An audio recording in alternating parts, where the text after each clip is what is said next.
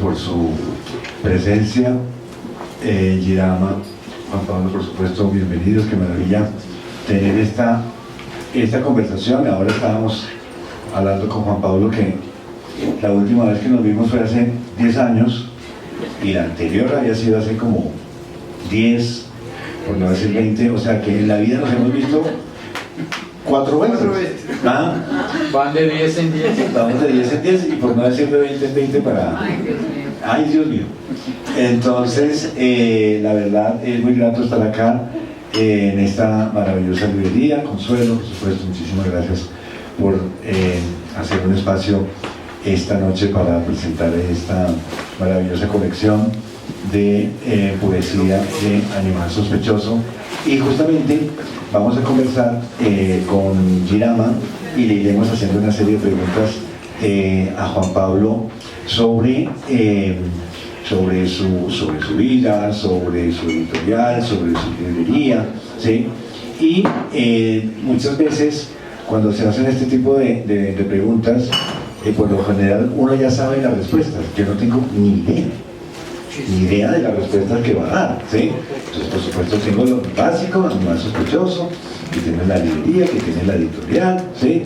Una serie de cosas ahí como en un esqueleto. Entonces también me intriga, no solamente va a ser muy grato para mí, para Girama, sino también para todos ustedes, conocer a alguien que lleva muchos años en Barcelona, con menos que lleva muchos años allá, y que se ha abierto paso en el mundo editorial, en la poesía, y haciendo una librería, ya hablaremos que es una librería especializada en poesía en Barcelona.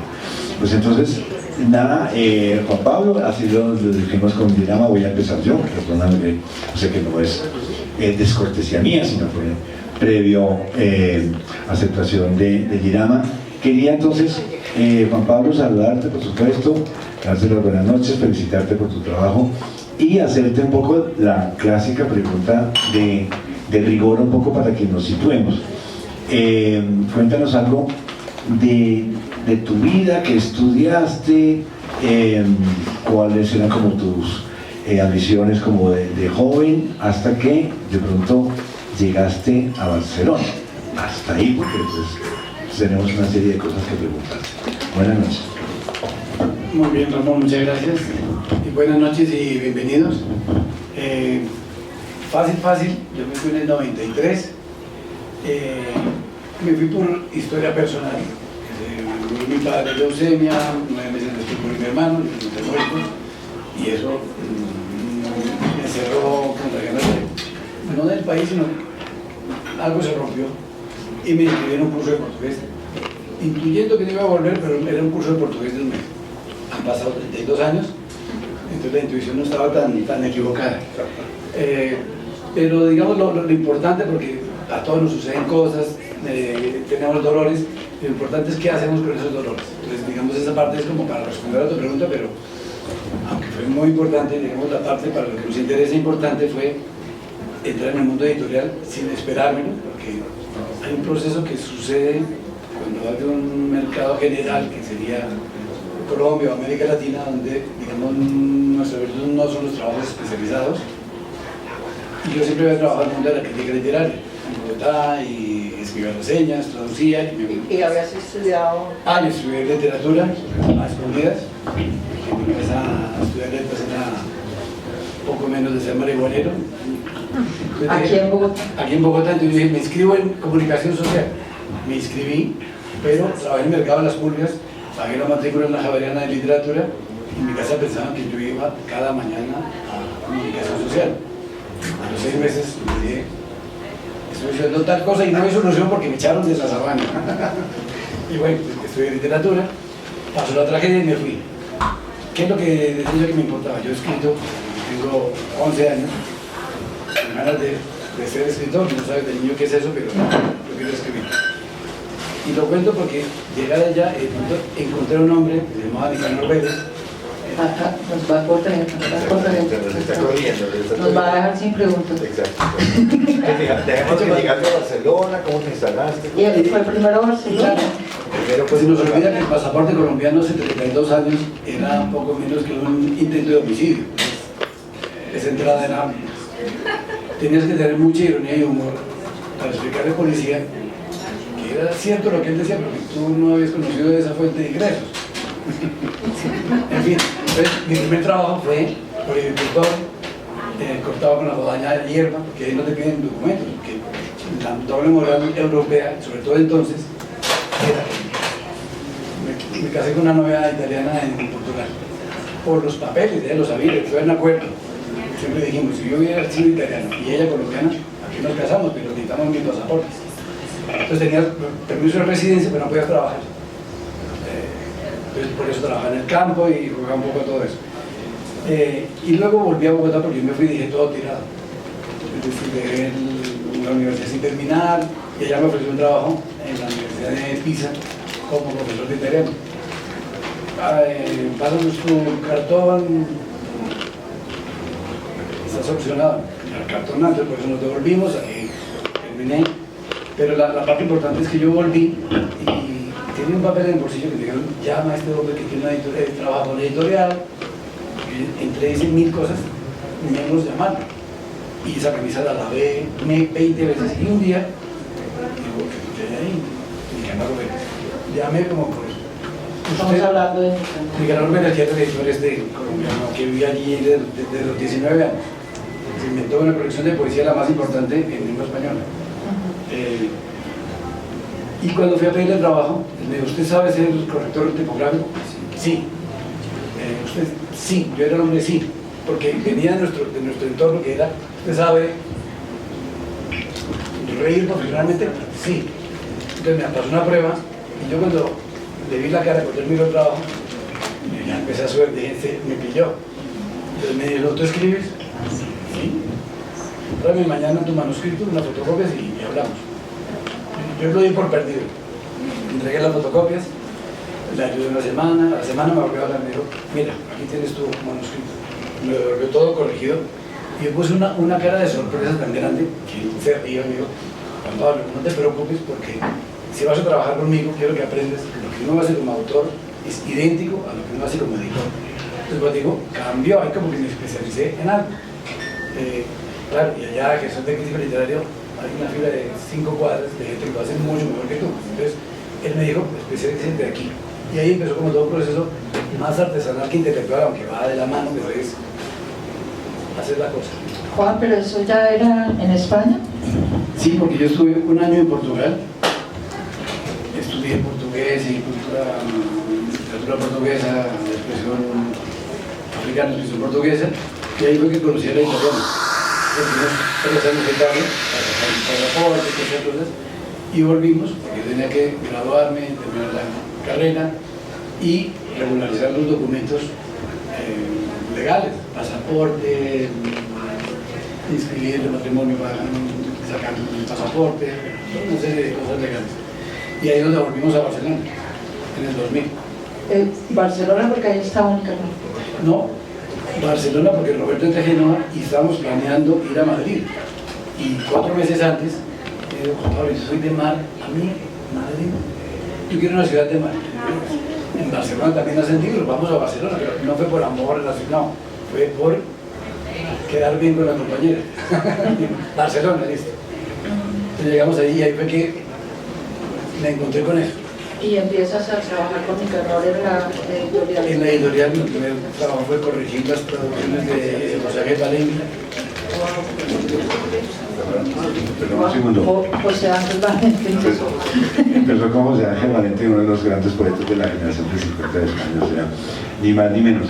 Pero cuéntanos algo, hemos hablado y has mencionado varias veces a Nicanor Vélez, pero nadie aquí sabe quién era, se le murió Nicanor Vélez. Era un colombiano que ya lleva muchos años allá. Cuéntanos el origen un poco, porque él llegó también a ocupar un cargo muy alto en Galaxia Gutenberg. Sí, pues Nicanor es el típico buen lector que se hace camino porque no le gusta cómo la academia le enseña a leer, porque había estudiado filología en Medellín y yo te lo explico, pero para mí es inentendible que alguien de menos de 20 años tenga esa noción de la lectura. era un lector furibundo. Se consiguió una beca y se fue a París a estudiar en la Sorbona y allá hizo la carrera. Y cuando estaba en el doctorado, uno de sus lectores era Todorov, estaba en la Escuela de Altos Estudios. Y en una escapada a Barcelona, con unos amigos, conoció a una catalana. Entonces cambió el doctorado por la catalana. Entonces volvió a estudiar de nuevo. Y cuando estaba estudiando el segundo año de convalidación, José Manuel Bleco, que es un filólogo muy... bueno, nos ha enseñado todo lo que sabemos hoy en día de la lengua española, le dice: oye, tú para redondear, tú que eres estudiante, ¿no te gustaría venir de corrector de calidad? Por supuesto. Yo tengo guardados sus 2 primeros libros. Eso es un objeto de fetichismo, porque ese libro tiene más banderitas que páginas. Cuando él entrega eso, el círculo de lectores no le creían. ¿Por qué tantos? Y se pusieron a ver erratas, incoherencias, libros no terminados, quedaban por terminados. Entonces pasó un libro. Y ahí empezó a escalar. Y en el círculo de lectores publicaban muchísimos títulos y vendían solamente para los afiliados al círculo, pero era de 60.000 socios, una cosa enorme. Y él, dentro de ese trabajo, que ya había empezado a hacer las obras de Carlos Fuentes, de mucha gente de la literatura latinoamericana, él les propuso: oye, imposible que entre nuestros 100.000 socios no haya 1.000 que lean poesía.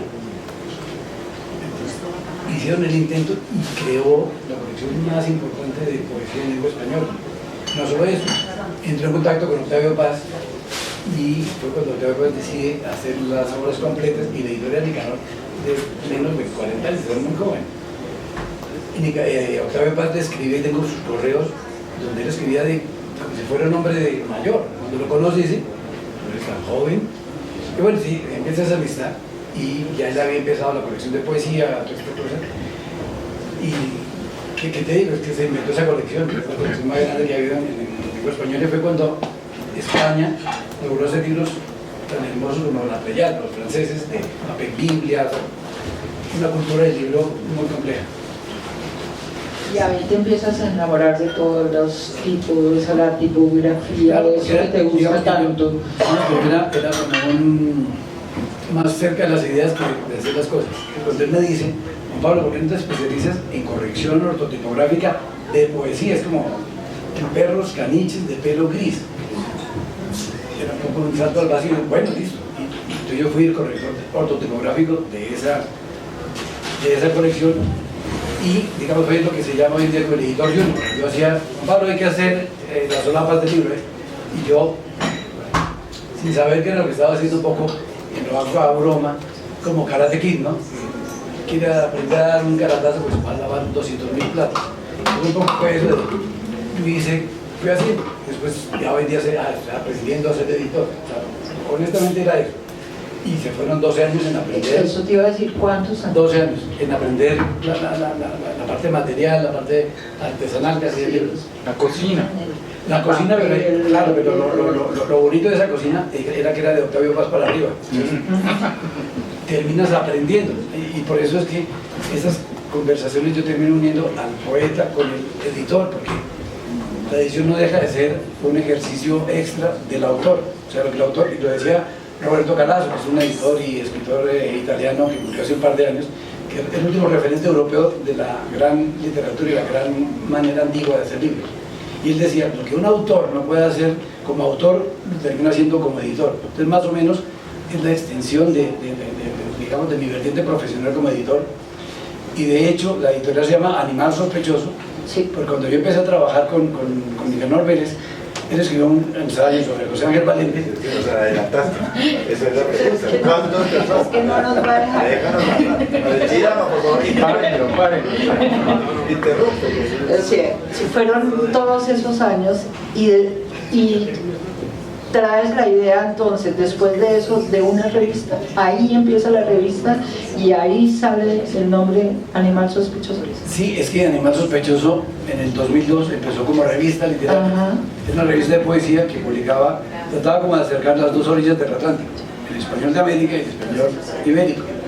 Y era una revista, porque inventé, apenas conocí a Nicanor, él acababa de escribir un ensayo sobre un poeta de la generación del 50, José Ángel Valente, donde era el momento en que escribe, a propósito de la poesía de este hombre, diciendo que para José Ángel Valente la poesía es el animal sospechoso de la ideología, del cual la ideología no se puede fiar. Entonces, fundé una revista, y fue una revista que duró 10 años, y era exclusivamente de poesía. Y yo me imaginaba, siendo eso un bar, aquí están los traductores, a los que escriben, y esas eran las secciones: traducción, creación, ensayo y chisme. ¿Y cuántos números alcanzaste a...? Era una revista anual, pero como le pasa a las más grandotas, ¿no? Como le sucede a las revistas de poesía, era anual, pero sacamos 5 en 10 años. Pero Por eso lo hacía, además, bueno, es que yo lo hacía paralelamente mientras aprendía de Nicanor. Entonces Sí. yo como que tenía mi, decimos en España, mi chiringuito, mi esquinita, donde iba haciendo de editor, pero digamos en revista, no en las grandes ligas. Y fue, digamos, cuando muere Nicanor, cuando se acaba la manera antigua de hacer libros, porque hay una cosa muy triste, es que hoy en día el mundo de la edición tiene editores expertos en finanzas, pero no leen lo que publican. Eso para mí, o me volví viejo, o es una cosa pornográfica, no lo entiendo. Pero digamos, yo viví ese proceso de cambio. Y no respondo más para que eso no me la den. yo creo que te conté, ¿no, Juan, que alguna vez llegué a Villa de Leyva a un hotel y veo las revistas de Animal Sospechoso en una biblioteca. Y yo empiezo a mirar y empiezo a leer, y yo creo que es esta maravilla, pero ¿de dónde salió? ¿Pero qué? Pero me las quiero llevar, y no sabía cómo hacer, porque le pregunté a la recepción y dice, no, sí, pero esas son de la biblioteca. Y yo, ¿pero qué hago? ¿Dónde se consiguen? Le dije, señorita, mire, yo necesito que le pregunte a quien tenga que preguntarle que yo quiero comprar esto o me las quiero robar. Dígame qué puedo hacer, si me las venden o me las puedo robar. Y me mandaron a decir que me las podía llevar. Entonces tengo 3 revistas. Eran 10 euros. Eran 10 euros, pero ya dejemos así. ¿Y cuándo pasas entonces de la revista a tener una idea como una librería? O sea, ¿qué pasó ahí? Exacto. Porque eran solo 5 y...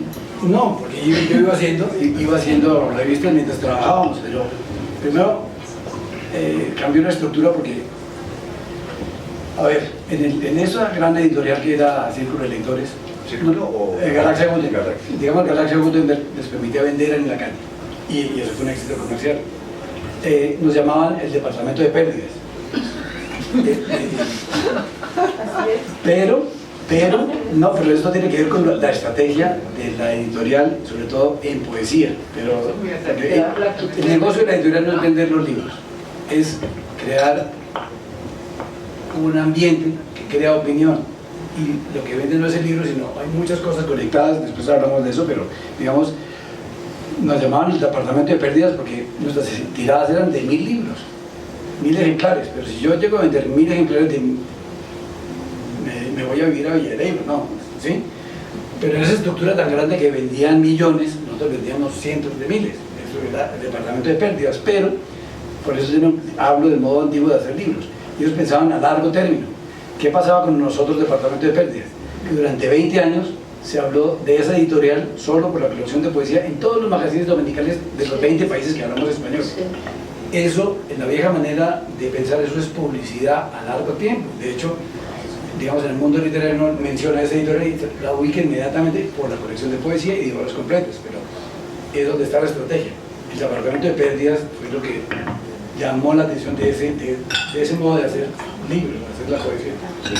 Entonces, cuando tú ya tenías como ese métier, cuando ya tenías todo ese trabajo asumido, ya una vez hecha la revista que le regalaron a Yerama, ¿en qué momento de pronto decides tú, dices, bueno, voy a hacer una librería o voy a hacer una editorial? ¿Qué vino primero, la librería o la editorial?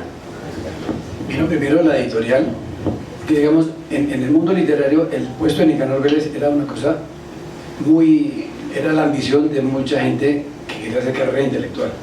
Entonces, por supuesto, con Nicanor yo tenía una confianza de que yo tenía las llaves de su casa, de su estudio, los números de cuenta de banco, era una relación muy intensa, para lo bueno y para lo no tan bueno, porque la cercanía tiene sus dificultades y yo, digamos, me hizo falta tenerle menos respeto para aportar más a la parte humana, porque me daba vergüenza que supieran que tenía una falla, porque era maestro, era una relación de maestro-aprendiz. Entonces, aunque éramos muy cercanos, o sea, yo duré trabajando para él un año gratis, porque él me puso a prueba, pero él me invitó a almorzar todo ese año, ¿sí? Y me consiguió un puesto que era de leer libros para editores muy ocupados. Entonces yo me leía 10 libros al mes y hacía informes de lectura, y eso redondeaba, pero es que él necesitaba enseñarme, y eso no se enseña de la noche a la mañana, o sea, es una cosa muy lenta. Por eso hablo de esa relación maestro-alumno, porque es una cosa muy lenta. Bueno, resumo, cuando empiezan a pensar solo en finanzas y a hacer los libros de consumo masivo que si no se venden en 6 meses o 3 meses son basura, entonces a Nicanor le dicen no puede tener más ayudante. Entonces, pero sucede cuando él se enferma de cáncer, pues lo operan el cáncer de riñón, lo mantienen trabajando, pero a mí me bajan la colaboración a la mitad. Empezar a buscarme la vida por fuera, hasta que a él le hacen una jugada y lo echan y él se muere, pero no tenían los originales de los libros que estábamos haciendo y los tenía yo en las llaves. Yo era muy ingenuo, sigo siendo, pero allí sí que era ingenuo. Yo era ingenuo con todas las letras en mayúsculas y yo les di todo el material porque se supone que yo iba a trabajar ahí en vez de Nicanor, y un personaje entró ahí, me pidió las llaves, yo le di todo, pues los originales, y todavía sigo esperando que me llamen. Entonces ahí cuando yo me vi así dije, vale, yo no soy el perfil político para una cosa tan grande. Y Nicanor antes de morir me dijo, voy a hacer una cosa que va en contra de mí, no quiero que me colabore más, te consigo un puesto para reemplazar una maternidad en una editorial italiana. Entonces entré ahí y ahí estuve 2 años y aprendí una cosa interesante porque, digamos, en el departamento de Nicanor, de literatura y de poesía, de obras completas, se hacían 4 correcciones. Entonces yo sabía lo que era, yo era como un monje de biblioteca, yo no sabía qué pasaba con el libro en la calle. Yo preparaba toda la estrategia, pero desde dentro de Nicanor, pero no sabía ni cómo se vendía, ni cómo se hacía la publicidad. Fui a la italiana, que se publicaban 40 libros al año, que eso para un editor es demasiado si lo ponen a hacer más cosas. Entonces yo terminaba leyendo los fines de semana. Bueno, como nos quedamos desempleados tantas personas de un trabajo muy especializado, la manera de poder leer rápido y bien era traerme un grupo de correctores y tener una traducción, y la había hecho alguien que corre a toda carrera. En traducción 5 páginas por día es mucho, este hombre traducía 9 páginas y media. Entonces decía, este manuscrito se lo paso a este que pelea todo el tiempo con la RAE y me va a hacer una corrección correcta. Entonces yo miraba el libro a través de las correcciones, y bueno, y ahí aprendí cómo el libro funciona en la calle, cómo hay que hacer una publicidad, o sea, porque yo de verdad trabajé en un mundo ideal donde el error era motivo de despido. Entonces nunca supe cómo se comportaba el libro fuera. Eso lo cuento porque ahí dije, voy a hacer una editorial. Y sales y Yo me salgo y empiezo en un coworking a hacer el primer libro. El coworking es en Europa hay espacios libres donde te prestan el ordenador, una estantería, oficinas de alquiler con tiempo limitado. No pagas un alquiler entero, pagas la mesa. Ni oficina. Mi oficina, todo queda guardado en la nube, y bueno, es una manera muy moderna de la precariedad del mundo desarrollado. Y ahí hicimos, un amigo me pasó unas traducciones, y dije, oye, esto puede ser una traducción. Era George Herbert, que es un poeta de la época de John Donne, de los metafísicos ingleses, un poeta muy importante, pero que no tiene libro propio en lengua española. Está en todas las antologías, pero no había un libro propio. Y a mí se me ocurrió que ese libro podía funcionar. Desde el manuscrito que me pasó, yo con lo que había aprendido, hice un libro muy complejo, pero para mí no era un libro complejo. Yo aprendí a trabajar con Nicanor, yo no sabía lo que era trabajar, o sea, no sabía la medida de las cosas. Hice un trabajo que pero ¿estás seguro que vamos a hacer todo eso? Sí, vamos con calma y lo hacemos un libro bien. Pues ese libro, cuando lo publicamos, ese año recibió el premio de traducción Ángel Crespo, que es un premio de traducción muy importante, no porque sea muy importante, sino que siendo tan chiquitín el editor, de pronto dicen en la prensa, premio no sé qué, como que nos pusieron en el mapa de la edición. Fue un bautizo afuera. Un primer libro. Claro, después de eso pues vino todo el resto del concepto de la editorial y fue a aprender a mover con estrategia algo minoritario que es la poesía.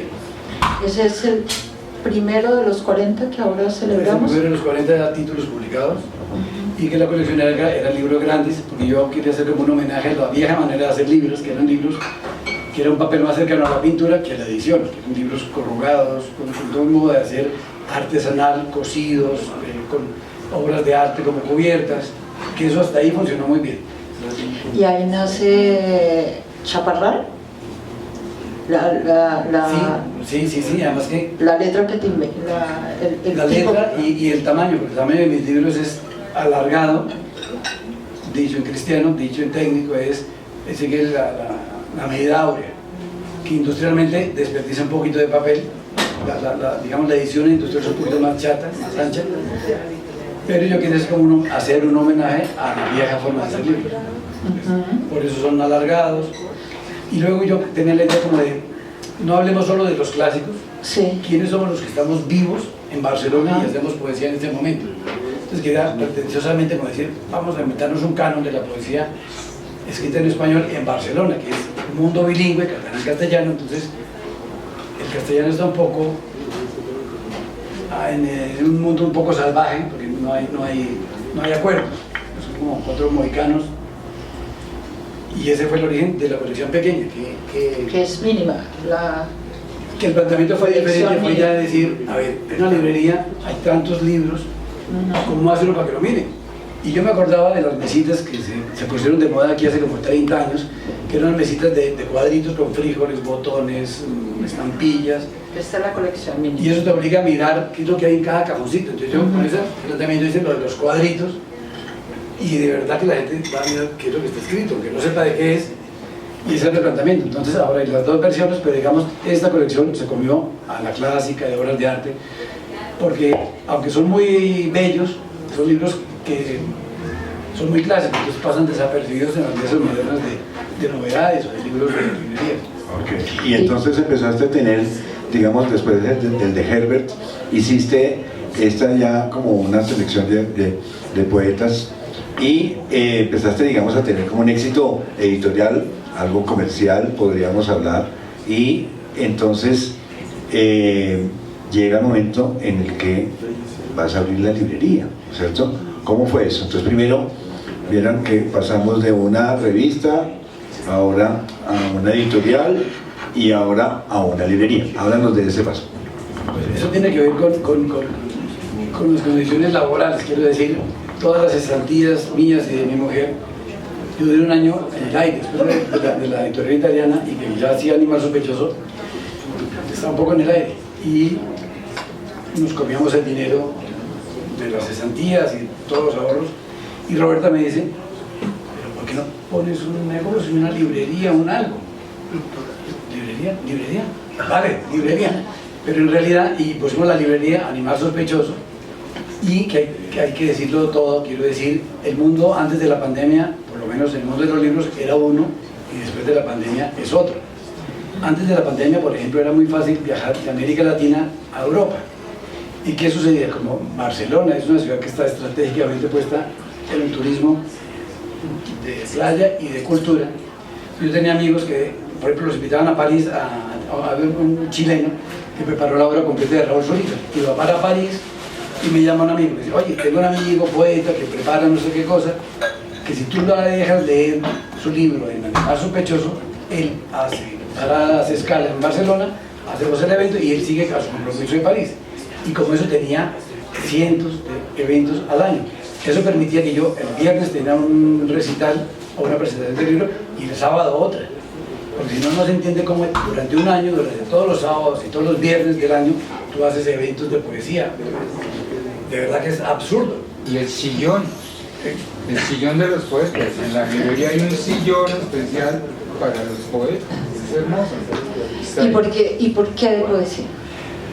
Claro. Porque es la única que hay en Europa dedicada solo a poesía. En Europa no, pero en España sí. En España. En Italia hay una, En Estados Unidos hay dos. Yo le tenía Ramón, si hay más. En Estados Unidos traté de hermanarme con ellos, Ajá. pero somos tan chiquitos que es más grande la palabra hermanarse que poder hacer cosas. Entonces, ¿solo conoces Porque 5? 6. ¿Y cómo has hecho? No lo sé, pero por fortuna vino la pandemia.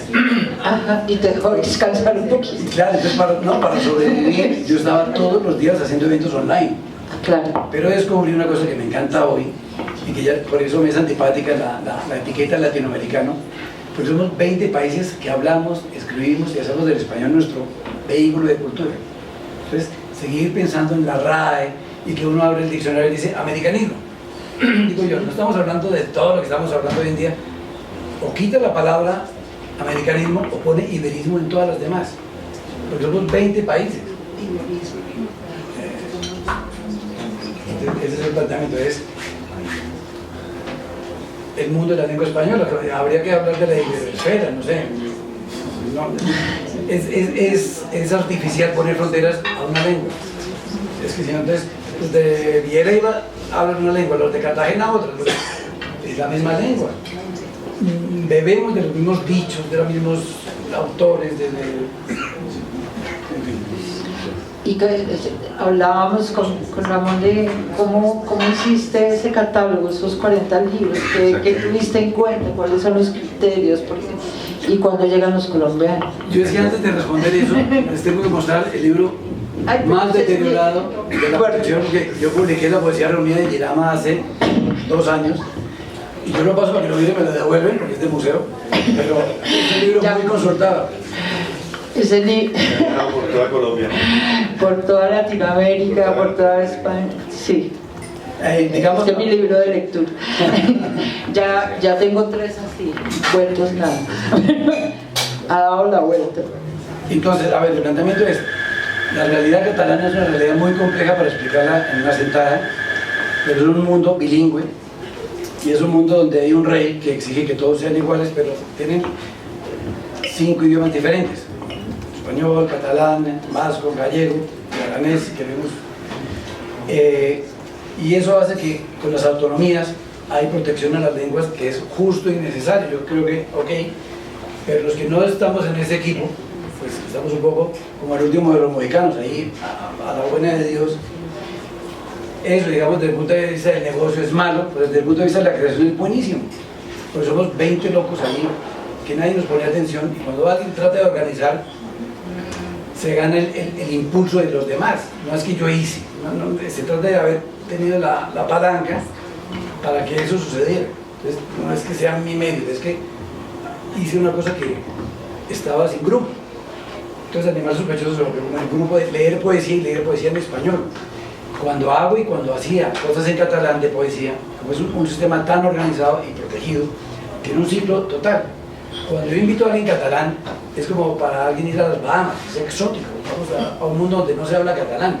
Entonces, esa es la posición que me ha dado fuerza como editor independiente, en español, de poesía. Casilla. Y el catálogo. Exactamente. ¿Y cómo armaste entonces el catálogo? Porque hay, por ejemplo, latinoamericanos, pues, colombianos, por supuesto, aquí en primera persona, Girama, también tienes varias colombianas, Lauren Mendinueta, por supuesto, Ángela García, pero también hay uruguayos, argentinos, y también tienes libros de prosa. Entonces cuéntanos un poco cómo armaste el catálogo. Si tienes una lista, por ejemplo, de Buñuel, tenés a Catherine Pozzi, ¿no es cierto? Entonces cuéntanos también cómo armaste esa unión española, latinoamericana, europea. Yo les hablaba al principio de Roberto Calazo, que no importa si no lo conocen, pero es la idea, yo la sigo de ahí. Era hacer un catálogo imprescindible, pero de cosas vivas. Porque es muy fácil hablar del Siglo de Oro, de Álvaro Mutis, de todo lo que hace Muerto Chavelara. Eso es fácil. Es fácil porque eso, cuando era difícil ya lo hizo alguien. Entonces, ¿cómo lo hago yo de gente viva? Entonces, es ver un poco el ecosistema. Barcelona es una ciudad de extranjeros. Las dictaduras de Uruguay, de Argentina, llevó a todos los habitantes del Cono Sur a ganarse la vida durante el franquismo en España, pero especialmente en Barcelona, y digamos fueron las personas del Cono Sur que se inventaron la publicidad de las revistas modernas. Eran todos argentinos, uruguayos. Yo cuando llegué, eso ya estaba. Pero como llegó el tema catalán, se publicó todo en catalán y hay un festival de poesía muy grande en Barcelona y dejaron de invitar a los que escribían en castellano, porque se impuso el pensamiento único político. No vamos a hablar de qué, pero si hay una familia de 5 y tú hablas solo de uno, pues yo creo que no está bien. No quiero entrar en eso, pero desaparecieron, la gente de mi catálogo desapareció. El efecto mío fue decir, yo quiero publicar a esos que estaban hasta el 2007 y que desaparecieron de todo a partir del 2007. Entonces cuando publico, por ejemplo, Teresa Shaw, que es una poeta uruguaya que lleva 40 años allí, el efecto en la mesa es, pero ella sigue viva, sigue publicando. Eso ha sido, digamos, la parte central de la colección, publicar gente viva de ahí que dio y que de pronto se le quitó el reconocimiento. Entonces, otra vez es trabajar con una palanca que te hace ganar el eco de cosas que han hecho otras personas, en este caso los autores. Y hay otra corriente dentro de la colección. Primero, no recibo manuscritos, yo planeo qué es lo que quiero publicar en los próximos 2 años. Porque es la única manera de tener una cosa sólida que no puedes mostrar el primer año, tienes que esperar 10 años y decir, mira, esos 40 títulos son esta colección. O sea, pero cuando haces uno, es difícil creer que vas a hacer eso. Entonces tienes que plantear muy bien, si yo quisiera enseñar poesía o decirle a un lector, lea por aquí, lea esto, ¿qué le aconsejo? Entonces hay clásicos reelaborados, por ejemplo, hay todos los sonetos amorosos de Camões, es un clásico, en edición bilingüe, con una traducción nueva, y lo más interesante, la manera de presentarlo. Dentro de esos clásicos no lo pude traer porque llegaron hoy de la imprenta, pero es una antología del sueño erótico del siglo de oro, y es una manera de presentar una cosa clásica a un lector moderno, sueño erótico. Entonces, uno lee, pero está Sor Juana de la Cruz, están todos los clásicos, pero no los lees por clásicos, sino por esa manera hermosa de expresar el deseo en un español, en una poesía antigua. Son libros que no tienen ni que hablar de ellos, porque tú los ves y los quieres.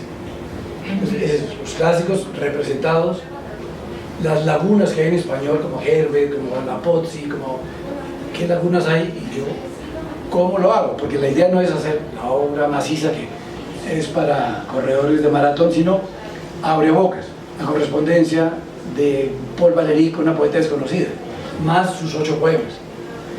Nadie sabe qué es, pero, hombre, Valéry, es un abrebocas. O sea, la colección está planteada como abrebocas, una parte, y una última parte, y ahí es donde viene el tema de las colombianas, es buscar el reconocimiento de autores que a alguien se le olvidó hacer ese reconocimiento y agrupar toda su obra en un libro. Que eso es fácil hacerlo en tu país cuando estás en el Quinto Pino. Cuando estás lejos dices, Girama. El libro de Girama yo creo que se tenía que hacer 10 años antes de que yo lo hiciera. Era una deuda colombiana con el lector colombiano, por esa poeta. Y lo mismo Ángela García, que ya fue cofundador del Festival de Medellín de Poesía. Ni siquiera tenían los libros todos en el mismo sitio, unos en Italia. Yo le pregunté, ¿qué haces de tu obra? Pues la reunimos, porque no sabía que era tan voluminosa, pues un libro de 300 páginas, pero esto, aunque sea chiquitín, este reconocimiento como lector, que el editor es un lector, esta poeta hay que leerla completa porque sus libros no existen. ¿Cómo la presento? ¿Y de Lauren? Y Lauren, yo la conocí durante la pandemia, que se hacía todo online. ¿Dónde vive? Lauren Mentinueta es una poeta barranquillera y vive hace como unos 15 o 20 años en Lisboa. Y es una poeta muy interesante. Ángela en Suecia. Ángela en Suecia. Digamos, la única nativa es Girama. La única extranjera en Colombia. La única residente. Extranjera en Colombia. Extranjera en Colombia. Laura Mentinueta es una poeta que fue precozmente buena, porque muchos nos arrepentiremos de los primeros 2 libros el resto de nuestra vida, pero Lauren empezó bien. Y ella ganó un premio en 2010 que se llamaba, por un libro que se llamaba Una visita al Museo de Historia Natural, y el premio venía con opción a publicar libro. La magia financiera hizo que ese libro jamás se publicara. Entonces, yo cuando supe eso, dije, no, es que esto, vamos a publicar ese libro para meter el dedo en la llaga, y yo hago una antología de su poesía que me gusta mucho. Entonces, es la publicación de ese libro más una selección de toda su obra. Publicarlo fue pues, un reconocimiento a una persona que vive fuera, que fue premiada, pero que quedó un poco en las nubes. Entonces, hay una tercera parte de la colección, es decir, falta esta persona, falta este otro, falta... Y por ejemplo, ya saliendo de la órbita colombiana, tienes a Rafael Courtoisí, ¿no es cierto? Un gran poeta uruguayo. Entonces habías dicho, pues Teresa Shaw es una poeta uruguaya que vive en Barcelona hace muchos años, pero Courtoisí vive en Montevideo. Entonces, la pregunta es, ¿también estás publicando a poetas latinoamericanos que viven en sus respectivos países? Aquí está la prueba, está girando. ¿Cómo estás manejando esto? ¿O qué se nos viene también en el futuro? ¿Qué planes tienes para el futuro de eso? Es que, a ver, la idea es primero presentar algo donde la gente quiere hacer algo. Eso es lento. Entonces, cuando tienes una mínima base, dices, me gustaría publicarte algo. Entonces, eso se invierte y te llaman, oye, me gustaría publicar allí. Como no recibo manuscritos, pues es una manera que puede hacer un trabajo de Boy Scout. Pues, vale, este ok. Pero dentro de 2 años, porque estoy ocupado. O sea, pero es una cosa de tiempo, ¿sí? Digamos, cuando Jerome hablaba de aspiraciones, mi única aspiración es ser joven, porque hay muchas cosas por hacer. Entonces, ¿qué pasa? Que ya puedo, es un mundo muy chiquitín, pero gracias a las redes sociales y a lo que pasó en la pandemia, que es lo que no alcancé a decir, yo tenía varios clientes que eran gente del mundo de lengua española que vivían en Europa, uruguayos, colombianos, en Alemania. Tenía clientes que me decían, Juan Pablo, seguimos tus recomendaciones, tu programa online, pero ábrenos una cuenta y cuando llegues a 100 euros nos los envías por correo. Para mí la pandemia fue el éxito comercial, o sea, yo feliz, lástima que se acabó. Y eso hizo que, hay alguien en Colombia, un colombiano por allá en Barcelona que es animal sospechoso. Entonces, creo que es una cosa que crea eco. Puedes escoger un poquito, puedes escoger mucho cuando sabes lo que quieres comunicar, pero cuando vas a los grandes dices, oye, tengo una idea, animal sospechoso, bueno, hablemos. Ok. Entonces, eso es una cosa de paciencia. ¿Y descubrimientos? ¿Voces nuevas? Descubrimiento, una cosa de la que no hablé que le gustó a Ramón es el libro de Luis Buñuel que se llama El perro andaluz, que no tiene nada que ver con esa película surrealista que era Un perro andaluz, porque Buñuel al principio, antes de plantearse siquiera ser cineasta, él quería ser poeta y tenía varios escritos de un libro que se llamaba El perro andaluz, pero llega la guerra civil y el tipo se exila y le toca salir como pudo, porque era de la contraparte, por decirlo de alguna manera, porque él hizo toda su obra en México y en Francia. En Francia se inició como cineasta, pero sus cuadros quedaron perdidos porque llega la Guardia Civil, llega la dictadura y arrasa con todo lo que hay en ese apartamento, con documentos. Entonces el libro es una reconstrucción a partir de la correspondencia que Luis Buñuel tenía con Pepín Bello, Lorca, Dalí, que eran los 3 amigos, que incluso entre amigos tomaban del pelo un poco a Lorca y le decían, bueno, déjate de compliques y escribe algo serio. Eran amigos, pero iban de broma pesada. Dalí, Lorca, Buñuel, pues, entonces, los monumentos. Y luego cuando ese hombre va a Nueva York y escribe Poeta de Nueva York, que es el libro, bueno, pero no vamos a hablar de eso. A partir de esa correspondencia se reconstruyen los poemas que él le copiaba a los amigos. En mi libro voy a publicar esto. Entonces no existe el libro como tal porque lo arrasó la dictadura, pero es una reconstrucción de lo que había. Entonces son poemas en prosa y son poemas, es una mezcla de ambas cosas, más la correspondencia, por los que no sabíamos que era poeta antes que cineasta, necesitamos el chisme. Entonces la correspondencia es una fuente de información, luego el chisme, pero no de modo despectivo, sino es una manera de abrir la boca, de, había esto. Una es la poesía, tiene ahí, estamos preparando la segunda edición que trae 2 ensayos sobre poesía y cine, pero digamos que es mostrar esas cosas extrañas, descubrimientos. Luego hay un poeta enorme que es Paul Valéry, ¿Qué? ¿El de Valeria está allá en la mesa? No, este se llama El doble exilio porque es de una, digamos, una amante de Paul Valéry, que es un poeta súper consagrado. Estamos hablando del siglo XIX, donde eso no era gravísimo. Él tuvo como dos amantes que, bueno, era lo que era. Pero con ella hay una cosa muy interesante, es porque es una mujer rica, brillante e independiente, que eso en el siglo XIX es un pólvora a domicilio. Pero lo importante es que era una mujer inteligente. Entonces, Valéry era un tipo que, además de poeta, se pasó su vida escribiendo sus obsesiones de pensamiento, ni siquiera filosofía. Y hizo un libro como de 1000 páginas de lo que se le ocurría sobre ciencia, poesía, como no son tampoco aforismos, y su lectora era esta mujer. Entonces, en la primera edición que se hizo en Francia, los comentarios de ella venían en nota de 10 páginas, decían, Catherine Porte, ¿sí? Yo ahí me levanto porque ahí es cuando todo el mundo duerme y yo puedo hacer lo que yo hago, porque los escritores necesitan disciplina. Entonces yo uso la disciplina para indisciplinarme. Me levanto temprano y estoy leyendo y escribiendo.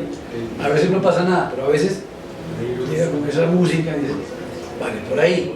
Y viene un libro, vas escribiendo, necesita mucho trabajo. Entonces yo de las 5 de la mañana a las 7 no existo para el mundo y mi único interlocutor, como escribo en la cocina, es la nevera. El sueño de la otra. Sé que la mitad de mí está despierta porque molesta el sueño de la otra. Yo conocí a Girama cuando era universitario. Yo fui a un recital de Girama y ese poema, ese libro, El sueño de la otra, fue mi libro de mesita de noche durante años. Nunca pensé que le iba a conocer. Cuando me miré a los ojos por primera vez, detrás de mí estaba la marioneta, aquella que empujaba con su lengua mi cabeza hacia atrás y hacia adelante, aquella que dirigía mis pasos con sus manos empujando las caderas con un dedo, la que pegaba su torso a mi espalda para hacerme mover. En fin, la igual a mí, la otra, la que permanecía entre las sombras mientras doblaba mis rodillas con sus pies hasta hincarme.